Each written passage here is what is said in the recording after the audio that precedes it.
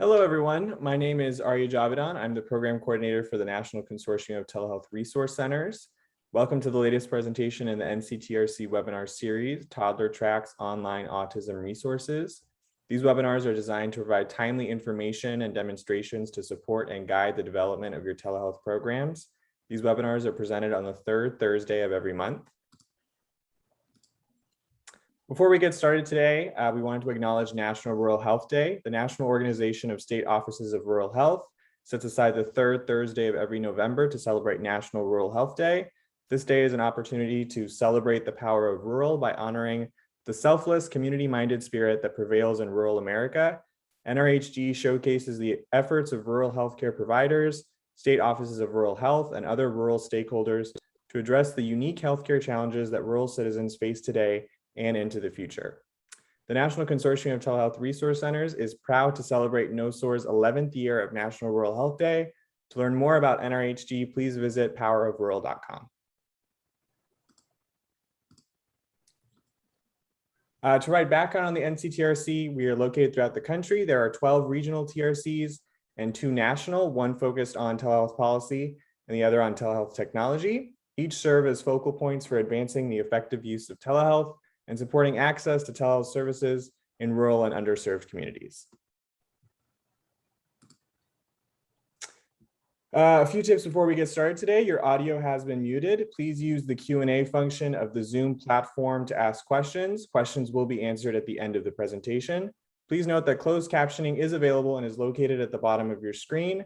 Today's webinar is being recorded and you will be able to access today's and past webinars on our YouTube channel. Today's speaker is Boyd Mark. Boyd is the program manager for the Southeastern Telehealth Resource Center and founder of Pediatric Telemedicine of America. He founded the National Autism Telehealth Program at the nonprofit, the Scott Center for Autism Treatment on the campus of the Florida Institute of Technology at Tier 1 STEM University. Boyd has extensive experience in management, operations, and finance with Fortune 500 companies, including Microsoft, Intuit, and Apple. He holds a BA in history from the University of Texas at Austin and an MBA from the Thunderbird School of Global Management. And with that, I'll pass it over to Boyd. Thank you, Arya. Thank you, everyone. It's great to be here. I'm very excited to tell you about Toddler Tracks, a program that was developed at the Southeastern Telehealth Resource Center. That is something that I think offers opportunities for everyone who is here today to work with groups in your area to give them tools. And I'd like to tell you about what we're doing and encourage you to please follow up with me if this is something that you would be more interested in. And with that, I'm going to jump over to presentation and go into presentation. Whoop. Wait a minute.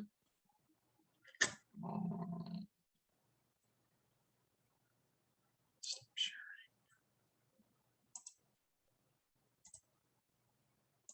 Here we go. Share sound and optimize for video.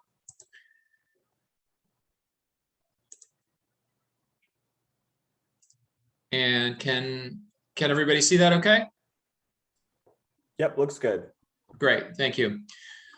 The Toddler Tracks program was developed with CARES Act funding, and it is a program that when I was with the Florida Institute of Technology and working with Lloyd Sermons and Rena Brewer, we had envisioned this program for some time, and I'm really excited to be part of the Southeastern Telehealth Resource Center and to be able to do this.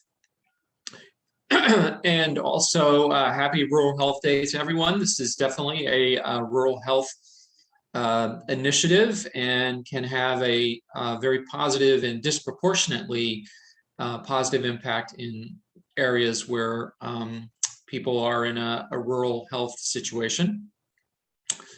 So the need. At 1 in 54 children, autism has reached epidemic proportions at any point in time. That's 1 million kids between the ages of about 2 and 15 in the United States. Boys are 4 times more likely than girls to have autism. Symptoms typically appear between 24 months and are often 75% of the time accompanied by co-occurring medical conditions and other developmental disabilities. And critically, intervention between the ages of 24 months and 5 years can dramatically reduce symptoms. However, if kids are not reached during that window of opportunity due to neuroplasticity, they will have the symptoms for the rest of their lives. And so there's an opportunity to go in and really dramatically reduce these symptoms around difficulty in communication, difficulty in socialization, challenges with behavior, or those symptoms last for the rest of their life, and there has to be in management of the environment around them. And that obviously has a dramatic impact on the potential for these children, for their families, for the school systems, and for the health systems. 85% of parents and caregivers have concerns about the development of a child with autism by 3 years of age. This is something that we know how to recognize, that we can do a lot about, yet it's not happening. So fewer than half of children with autism receive a developmental screen by the age of 3 years. Between 3 and 4 years, only another 19% are screened. And by the age of 4, only 39% of kids have been screened. That is in direct contradiction to the American Academy of Pediatrics guidance for well over a decade, that 100% of children should be screened for ASD. And by definition, it's all children, not just children who may be displaying symptoms or about whom there are concerns. All children should be screened. We know that less than half of them are being screened. And then of those children who are screened and diagnosed, less than 50% actually receive access to care, according to the American Academy of Pediatrics. So when we looked at the Toddler Tracks program, we saw that there were already many great programs out there about what to do to get your child to a provider, how to find providers, a focus on screening. But what we saw, especially for folks in rural areas, many times, even when children have been identified as at risk or have a diagnosis, there are simply no services available for them. Again, less than 50% have access to care. There's a huge impact to families. Parents of children with autism experienced increased stress, mental and physical health problems. Some of you might be familiar with the caregiver strain index. You know, the CSI index for parents of children with disabilities, and especially kids with autism, is really off the charts. According to the NIH, mothers earn 56% less than mothers of children with no health limitations. So we're already talking about people who are in challenging situations with regard to social determinants of health. And now you start laying on top these factors. Nearly 60% of parents of a child with autism took a leave of absence from work within the past year. Again, big factor, big socioeconomic, social determinants factors, big concerns from employers. Siblings cope with feelings of embarrassment and difficulty because they can't do the things with their sibling that other kids can. These families have a lot of difficulty going out. Just going out to dinner is a big challenge, you know, much less taking a vacation and going someplace where the change in environment can be really, really difficult for a kid with autism or who is showing symptoms of autism. Big part of the challenge is a shortage of providers, which we're all, you know, aware of. The current capacity of applied behavior analytic therapists, which is considered the gold standard, meets less than 50% of demand, according to the Behavior Analyst Certification Board. According to the AMA, and 60% of all US counties and 80% of rural counties do not have a single psychiatrist. 61% of rural counties lack a psychologist, and 91% lack even a psychiatric nurse practitioner. So major shortages. These shortages are really exacerbated in rural areas, and in rural areas of color even more so. The AAMC estimates that there will be a shortage of between 50 and 100,000 physicians by 2034.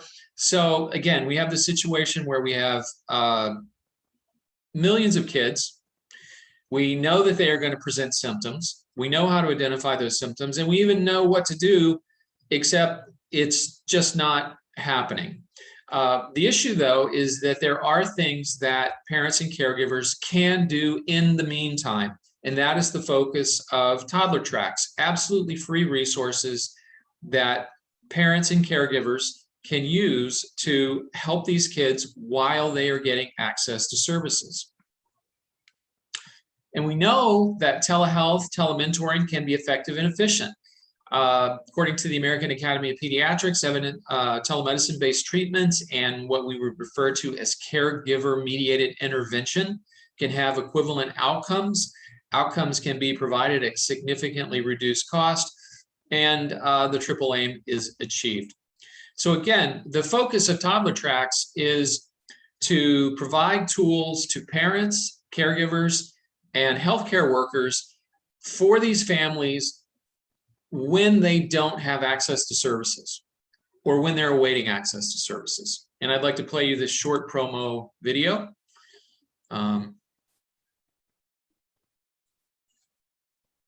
Once upon a time, not long ago, when children showed red flags for autism, their parents were told, wait and see. Now we know that's just plain wrong. Early intervention can dramatically reduce the severity of autism and in some cases even eliminate symptoms entirely. It is critical that parents urgently begin evidence-based intervention. They can't wait and see, but knowing what to do can be overwhelming. Who do they turn to for help? The Global Partnership for Telehealth with CARES Act funding is launching a suite of telehealth services, including parent training, resources for healthcare professionals, and online treatment services. Visit us at gpth.org/autism to learn more and join the effort to make access to autism care for everyone the new normal in 2021. Could everybody hear that okay? Yes. Yep. Okay, terrific. So Toddler Tracks was launched in April, May, and the program includes materials for parents. And when I say parents, it could be parents, it could be grandparents, aunts, uncles, but for caregivers. And it's online training for parents of children who have been identified as at risk or may have a diagnosis but are not able to get services. There is empirical data, studies that show that caregiver-mediated intervention can be very effective. And so we wanted to give these families tools that they can use while they're waiting for access to services. All the materials are empirically verified, evidence-based. And the focus is on the importance of developmental milestones, monitoring and surveillance of milestones. As I mentioned earlier, the American Academy of Pediatrics guidance is very clear, yet many of these kids just are not getting, they're not getting tracked. And so these red flags are not being seen. There's a focus on healthy parenting skills, and then in particular on the ABCs of behavior intervention based on applied behavior analytics, the antecedent, behavior, and consequence. And so teaching parents how to use these techniques to help their children. Enrichment in daily living skills and parent interviews, as well as other tools and resources. And I'd like to play you a short clip from the website, and then I will we'll jump over and take a look at it.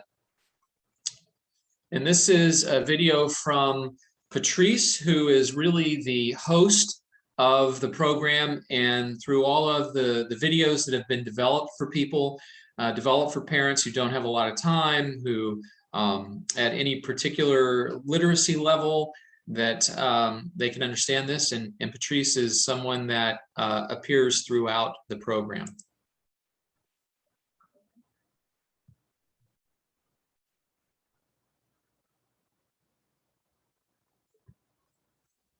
Hello, and welcome to the Toddler Tracks program, the pathway to tackling autism. My name is Patrice, and I will be here to take you through this program. This online education and training program on early childhood autism intervention is made possible by the nonprofit Southeast Telehealth Resource Center and the nonprofit Charitable Global Partnership for Telehealth through CARES Act funding. We've designed this program for the parents and caregivers of infants and toddlers. That includes children between the ages of 12 months and 4 years. However, even if your child is older and is late in reaching their developmental milestones, these videos can be very helpful. You'll learn how to identify and track the important progress points or milestones in your child's growth and development, how to identify concerns, information about autism and its symptoms, what to do if you have concerns, and how to find help, including online or telehealth services. You will also learn some overall healthy parenting practices that will make your efforts at parenting less stressful and more successful. The Toddler Tracks program is divided into 3 sections. Each section has several short videos that can be watched in order, or you can skip around and choose which video you want to view. Keep in mind, however, that you will learn things in earlier videos that will come up in the later videos. Anytime, you can go back and rewatch some videos to be sure you are following along. The first section is focused on developmental milestones. This section looks at how children develop progressively more advanced abilities or skills as they grow through their infant and toddler years. From listening and pointing to learning new words and constructing complete sentences, your child has many opportunities to learn. Our goal is to increase your child's ability to learn through practice as they grow and build these new skills. Acting early can make a lifetime of difference for your child. Thank you for joining us, and let's get started. I'm going to take a quick jump over here to the Toddler Tracks website. I think come back to the presentation in just a moment. So can you see the website? Yes. Okay, so here is the Toddler Tracks website, toddlertracks.org. There are videos here to kind of get started on issues about how to get treatment, what are symptoms, don't wait, the introductory video from Patrice. And here are all of the different areas. Teach your child about autism, family stories. Parents often feel very, very isolated when they're dealing with these issues. And we found that hearing from other parents and caregivers is very powerful. There is a section for clinicians and healthcare workers. Also focusing on directing people to the CDC Milestone Tracker app, which is really a fantastic little tool that is available, and parents and caregivers can use it. They can, teachers can use it. We get a lot of interest from teachers, as a matter of fact. They can personalize it. They can track milestones, or there's additional material. And the focus of Toddler Tracks are the pathways to tackling autism, parent resources, professional training, and connecting people to telehealth resources. If we move over to the Teach Your Child section, just very quickly, I'm going to do this. There's a focus on here, a brief introduction about how to teach and what it means, and then the building blocks of learning. And these were developed with some of the advisors that we had. We have Dr. Michael Kelly, who is a licensed psychologist, ABA, PhD, Dr. Kaylin Lane, who is a developmental psychiatrist in Georgia, works closely with the Southeastern Telehealth Resource Center. Her practice is solely telemedicine practice. Focus here on the building blocks of learning, preparing to learn, positive reinforcement, positive association, preparing the environment, focus on success. And then we chose 4 of the basic skills for daily living: positive reinforcement, improving communication, trying new foods, and dealing with problem behavior. There are examples from therapists, and then there are experts talking about things that a parent should know. Communication skills are very important because so many of the difficult behavior examples that one sees in children with autism is because of their frustration in not being able to communicate. So there are picture communication systems and other things that we talk about. Often restricted diet, that means nutritional challenges. So trying new foods is also one of the big challenges. Again, there are examples of how parents and caregivers can introduce that, and then we have experts discussing it. And then we have a whole section here on healthy parenting skills. And among those resources, then we have a whole section on about autism, parent stories, and a section for clinicians. So please feel free to stop by the website, and I'm going to jump back over to the presentation.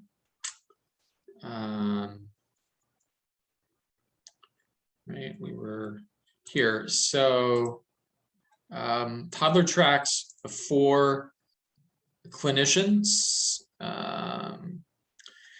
We have heard a lot of feedback from the folks that we talked to we're in pretty close contact, as I'm sure many of you are, in the birth to 36-month programs, whatever they may be called in Florida. It's the early steps in Georgia. It's Babies Can't Wait. So it's the CHIP program.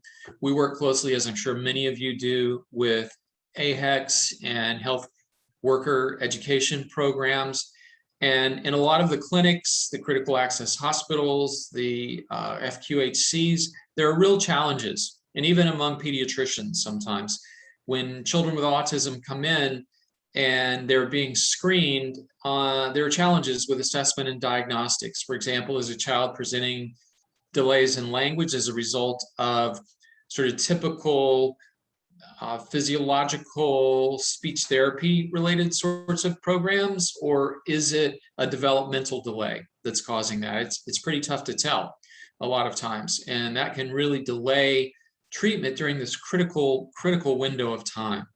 Telehealth diagnostics and treatment options, as I mentioned, Dr. Lane is a purely telemedicine-based practitioner, and she does diagnostics via telemedicine, and there is an ample amount of peer-reviewed empirical literature demonstrating that for 80% plus these children, an effective diagnosis can be made online.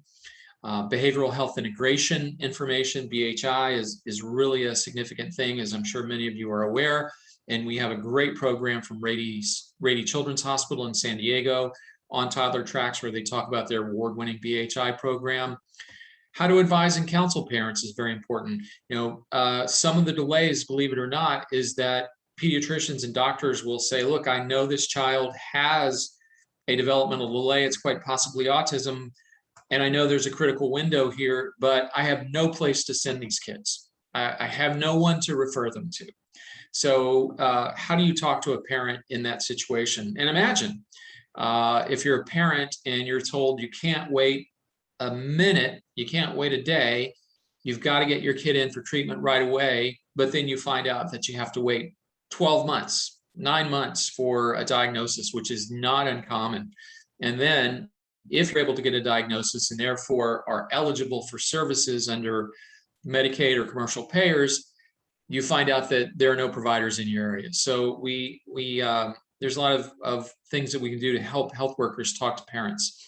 Then there's information on the parent training program and, of course, the parent interviews. Along with Dr. Lane, we had Dr. Michael Kelly help us with this program, and I want to play you a short video from him.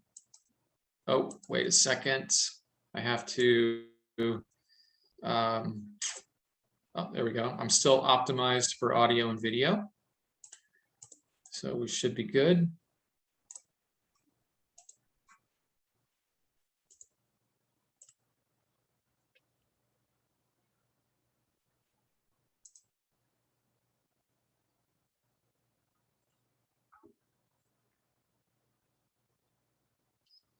My name is Dr. Michael Kelly. I'm a licensed psychologist and a board-certified behavior analyst at the doctoral level. I specialize in diagnosis and treatment of autism in young children.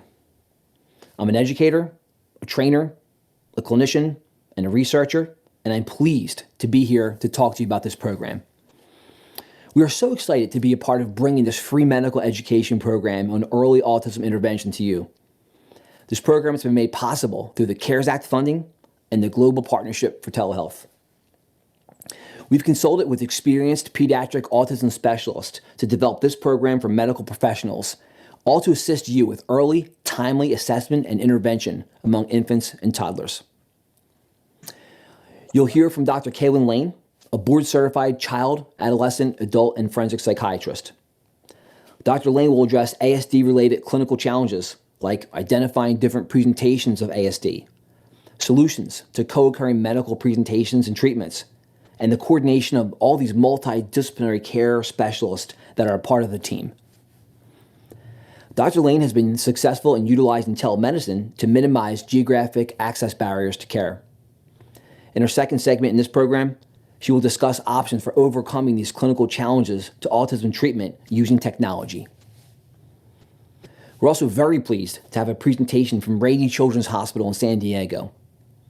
You'll learn all about Rady's award-winning Kid Start program, a very successful approach to care coordination and behavioral health integration for young children on the autism spectrum.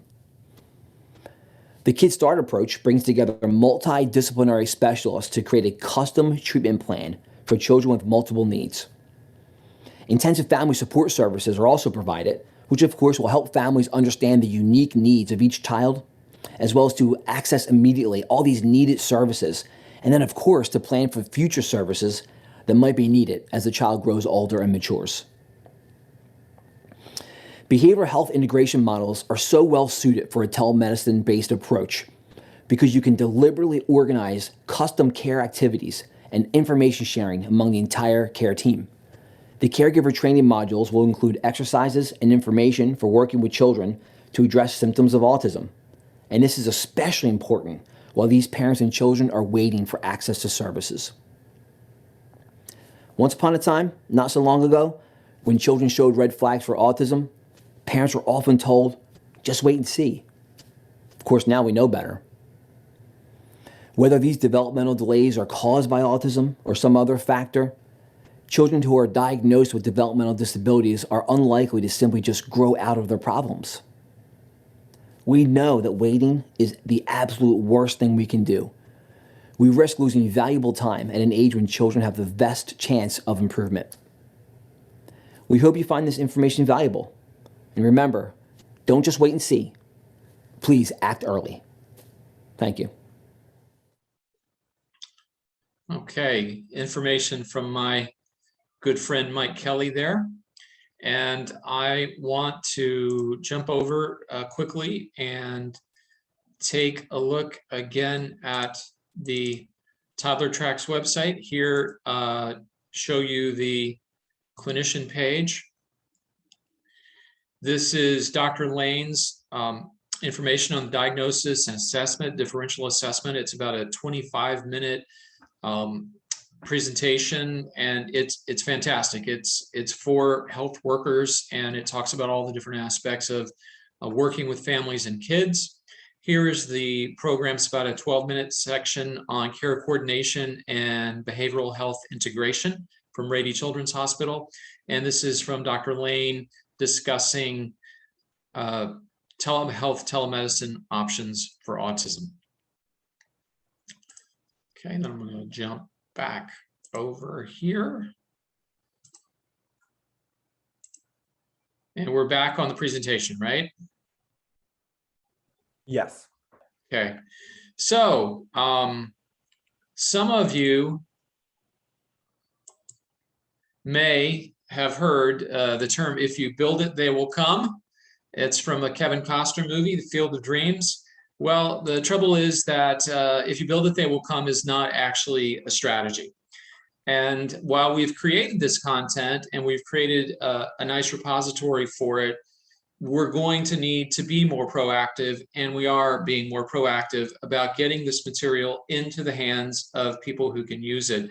And in particular, a force multiplier effect, where through working with the Rural Telehealth Mentoring Program, which is a HRSA organization, working with our local, all the AHECs, we can put these tools into the hands of people who are already out there working with these families, working with them in the prenatal and perinatal programs to get the information to these families. So we have two major things that we're doing. One is an the Toddler Tracks Ambassador Program, where we reach out to organizations and professionals in their community, and we're going directly to them. The other thing that we're doing is working with the Rural Telementoring Training Center. That's Dr. Laurie Allison and her team at University of Texas, San Antonio, UT Med Center. They are focused on peer-to-peer support via the formation of the ECHO organizations and health clubs that consist of healthcare workers that meet regularly to educate about specific healthcare issues. And I really want everyone please to take note. If you are interested, I'm working with the Dr. Allison and her team to do training at some point early in Q1 of next year, so that we can go out and start working and contacting children's welfare organizations, AHECs, and we can do this nationally and form what they refer to as a community health club. And it can be done online. Traditionally, it's done in person, but we're moving it forward where, say, once a month, something like that, you would have social workers who are working in federally qualified healthcare centers. They're working with the Early Start programs where they would meet online, and they would learn about these tools that are available that they can provide to families for children who are awaiting access to services. And believe me, we've heard from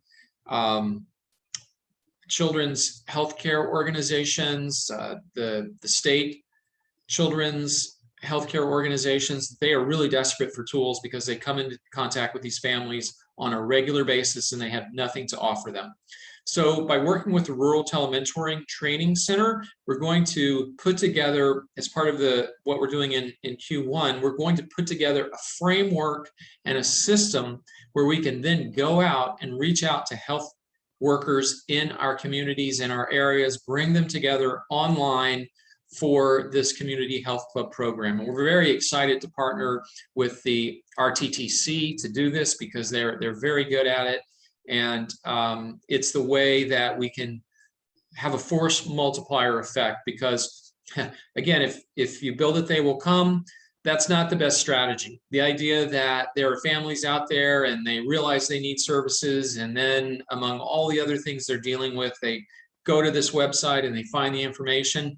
That will happen in some cases. It will be much better, though, if the health workers who are already out there interacting with these families have these Toddler Tracks resources in their toolkits.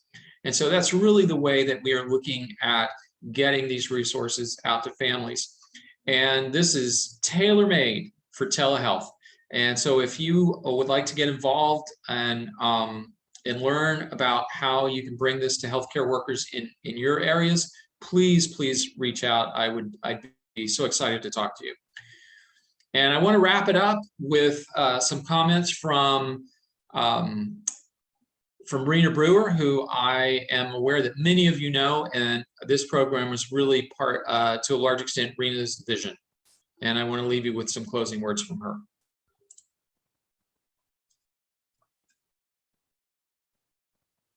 This free program is made possible through CARES Act funding to the Southeastern Telehealth Resource Center and the nonprofit Global Partnership for Telehealth. This program is designed to provide needed training and increase awareness of using. Not sure, but please start that again. This free program is made possible through CARES Act funding to the Southeastern Telehealth Resource Center and the nonprofit Global Partnership for Telehealth.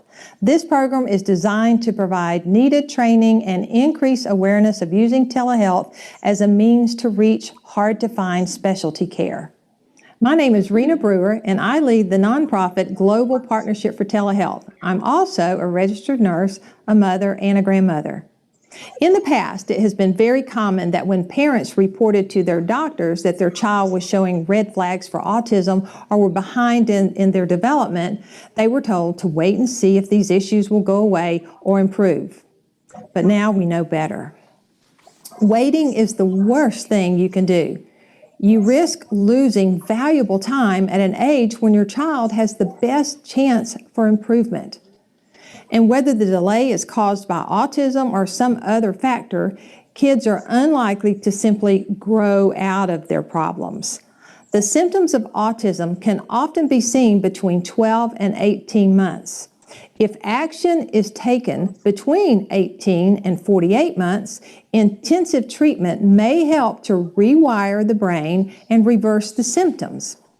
Research proves that acting early can have major positive effects that last a lifetime. You must act early. It can make a lifetime of difference, but it can be overwhelming. How do you know if your child is at risk? Where do you turn for help? If you suspect delays or autism, it is critical that you contact your child's doctor or nurse immediately.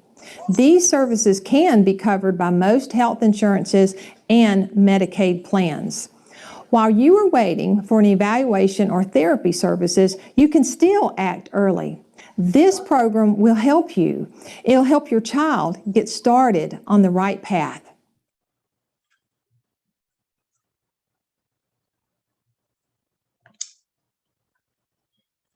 So that wraps up the presentation. Thank you, everyone. Really appreciate your time today. There is my email address, boyd.mark@gpth.org. And if you would be interested in having you or someone from your team join us as we work with the RTTC to develop this program in Q1, create the framework and the approach for going out and working with healthcare workers in your areas to get this information out to the families who need it. It would be great. Would really, really love to talk to you. There's absolutely no reason that, especially using telehealth and online methods, that we can't take this out to healthcare workers nationally. And using the program through the Rural Telemedicine or Rural Telementoring Center, it's going to be really well structured and well organized, and it's great to be working in partnership with a HRSA organization. So I'm very excited. These tools can just make a huge difference for families who are awaiting access to services, and by getting it into the hands of healthcare workers, we can have a big force multiplier effect. And as Rena mentioned, it lasts a lifetime. Time is brain time. If these kids don't receive an intervention between 12 and 48 months and 5 years, their trajectory is set for the rest of their life. But if they receive intervention during this critical window, their trajectory can be changed, in many cases dramatically changed. And while half of these families or more are waiting access to services, there are things that can be done in the meantime. We can train these families to help themselves and help their children. And I hope that you will help us do that. And please get in touch with me. And thank you again for your time today. Thank you, Boyd, for your detailed presentation. We do have a couple questions in the Q&A in the chat. The first question I see is, have you done outreach through the Autism Society of America? They have a large parent support group, patronage, and can be told about this resource directly? That is a great question. And the answer is no, we have not. We have been in touch with Autism Speaks and some other groups. The Autism Society of America is, yeah, that's a great suggestion. If whoever posted that has any contacts or additional information on that, please let me know. I mean, I think that goes to the value of everybody coming together on this, because we've created tools and we're going to continue to build them out. But it's really going to be a matter of getting the tools into the hands of people who are already working with these families. And none of us are as smart as all of us. So I appreciate that input. And then the second question I have in the Q&A is from Michelle Hollander. It says, I work for our county infants and toddler programs, and children in our program are receiving early intervention. As a licensed psychologist, I'm able to diagnose autism. Is there a benefit to using Toddler Tracks for the families in our program? I would say yes. I certainly hope so. The idea would be that if the child is screened at risk on the modified checklist for autism in toddlers, and or any concerns have been identified, and in particular, if the child's received a positive diagnosis, and yet they're awaiting access to services, as is so often the case, as I'm sure you know better than I do, what do you do? What do you tell them? And one of the things that they can do, you can direct them to some of these resources so they can learn to use the basics of behavior analytic intervention around positive reinforcement and errorless learning. It's certainly, and we try to be super clear about this, this is absolutely in no form or fashion any kind of substitute for professional intervention. However, so many families do not have access to professional intervention, and what do we do for them? And that's where these resources could hopefully be useful. And I would appreciate any input you have about how we could put these together in a way that's more useful for families. You know, people have said, hey, you need to have DVDs in the library, and you know, all kinds of other ideas. So this is all about continuous improvement and figuring out how we can get these to these families. So if you have some additional thoughts, please let me know. All right, thank you. I don't see any more questions in the Q&A or chat. There are a lot of comments. Thank you for your presentation. I'm sure a lot of folks will be reaching out to you. We will post Boyd's slides along with the full webinar recording later today. If you have any questions after this presentation, you can always submit your question on our contact us page of the NCTRC website on telehealthresourcecenter.org, and we will make sure it gets answered. I will bring up our closing slides.